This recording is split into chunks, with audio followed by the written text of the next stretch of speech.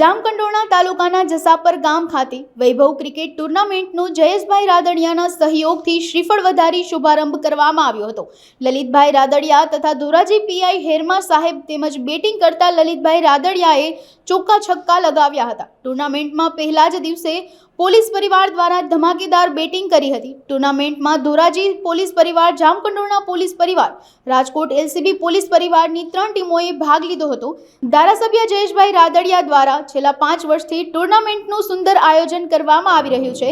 સૌરાષ્ટ્રની જુદી જુદી 65 ક્રિકેટ ટીમો આ ક્રિકેટ ગ્રાઉન્ડ ઉપર એમનું સુંદર પરફોર્મન્સ રજૂ કરશે।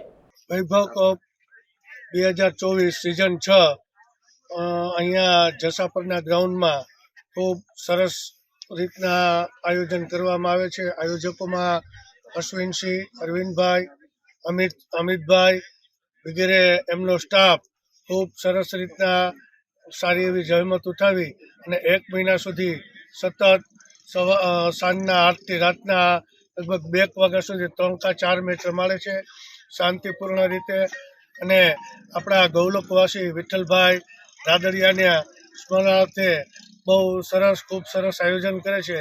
એ બદલ આયોજકો તેમજ સમગ્ર પ્રજાજનોનો હું ખૂબ આભાર માનું છું। આપણે સૌરાષ્ટ્રની 64 ટીમો રમે છે અને આજના મેચમાં જેતપુર સિટી, જેતપુર તાલુકા, ધોરાજી પોલીસ સ્ટેશન તેમજ જામકંડોરણા પોલીસ લાઇનની ટીમ ખૂબ સરસ રીતના આયોજનમાં સહકાર આપે છે અને આ શરૂઆતના મેચ 2 એમના રમાડાય છે।